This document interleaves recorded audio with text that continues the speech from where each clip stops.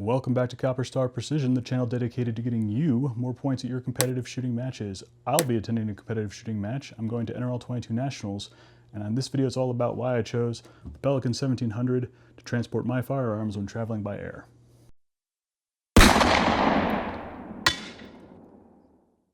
So a quick word about foam. Most of these cases come with polyurethane foam, and basically it's a soft cell foam, and sometimes it comes in that pick and pluck variety that has a bunch of squares that you can cut out. I really don't have good success with that. I think it kind of doesn't hold up to repeated use over time. So I'd strongly advocate that you get something like this, polyethylene foam. It's a much denser foam, much more stiff. You've got to cut into this with a knife, but it's still easy enough to cut. And it just offers a little bit more stiffness and rigidity. So for repeated use, I think this holds up a lot more over time. So why the Pelican 1700? Well, the Pelican 1700 case dimensions actually meet the requirements for linear dimensions, which is length plus width plus height. That still classifies it as standard luggage, not oversized. Now check with your airline and check with the TSA rules, and the caveat for this entire video is make sure you're abiding by both your airline's rules as well as the TSA rules for transporting firearms. But the idea is that if you're under 62 linear inches, it's standard luggage. Now I know there are exceptions for sporting equipment, which this would classify as, but just not having the hassle of dealing with oversized bag fees or anything like that is why I decided to go with the 1700. So let's take a look at the loadout. All right, so here's the Pelican 1700 case. And as you can see, I have replaced the standard foam with polyethylene foam. This is the bottom layer. There's basically 3 sheets. This is polyurethane foam, this sort of egg crate stuff on top. Leave that alone. I replaced these 2 sheets with the stiffer foam. What's going in the bottom here is going to be 2 different cleaning rods, and I'll explain why in future videos, why I have both of these and as well as my cleaning procedure. But just cut out a couple spaces in the bottom here and a channel. So we've got one cleaning rod there and a longer cleaning rod. These are both J. Dewey rods. Bortec makes great rods. Doesn't really matter what kind of rods you have as long as you have the correct rods for your application. There's another cutout here, and that has to do with ammunition. So ammunition here that I'm bringing to the match, Lapua Midas Plus, and this was lot tested at the Lapua Test Center. Works really well on my rifle. My rifle likes Lapua stuff more than Ely stuff. This tested the best, so I went with this. And as far as ammunition rules go, the rule is 5 kilograms or 11 pounds of ammunition. So each one of these bricks weighs about 4 pounds, so I can bring 2 of these bricks and still be under the limit, so that's what I'm going to do. So I've made a spot for it here on the bottom layer.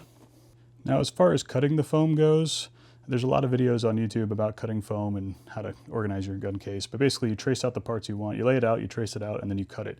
For this polyethylene foam, I found something like this Olfa knife that has a long extended blade. Now you're not really supposed to extend this too far because these blades snap off, so you have a sharp edge each time, so you're really supposed to only keep it about here, and then once it gets dull you move it up, you snap it off, and then you have basically a fresh blade. But if you're careful enough, you can extend this out. This has plenty of depth to go through the foam, and because you're not really putting a lot of pressure on the foam, it's relatively easy to cut. This works well. I'll put a link in the description if you don't have one of these. Definitely a good tool to have. Another option is hacksaw blades. So get yourself some hacksaw blades. They have fine teeth here, and this is good because it's a little bit flexible. So if you need to make intricate cuts and go around corners and stuff, this is another good option. All right, so next layer, I've already got it all cut out. Simply fits on top of the front layer, and I have all my sections here for everything that I'm gonna bring. So I guess one place we could start would be the rifle. Now, obviously my rifle is not going to fit in the case like long ways, and that's one disadvantage to this case. If you have some sort of fixed stock or something like that, it really isn't going to fit, and you'll have to go with a larger case, and you still might get away with avoiding those high, oversized baggage fees by classifying it as sporting equipment. But again, you're going to have to look at the rules for your airline regarding carry-on luggage and check luggage. So what's nice about this stock is we got a folding stock, so it fits nicely in there. So even with a 24-inch barrel, everything fits nicely inside the case. That folding stock definitely allows for using a case like this. Again, avoiding those oversized bag fees. We can put another brick of minus plus in there. We of course have to take our bipod, so that's going to live over here. Can't forget the bolt, so that lives in a cutout over here. Definitely want to bring you guys along for the trip. So the trigger cam has its own little spot, just so it doesn't get banged around in transit. That's going to live there. And last up, magazines. So I have 6 magazines here with magazine extensions. These need to be unloaded. I've heard conflicting reports, like you can have ammunition in magazines. Some airlines say you can't because it classifies it as loose ammunition. Sometimes you have to have the top of these magazines covered, so that doesn't count as loose ammunition. So I figure, why deal with any sort of hassle? Simply leave them unloaded, and I got a spot for them right there. And that's pretty much the loadout for what goes into the rifle case. So obviously it has to be checked baggage. You have to declare that it's a firearm, and it has to be locked. So we have the rifle and the ammunition. It's separate. The magazines are not loaded, and we can close this up. So now that we have everything packed away, we can close up our case.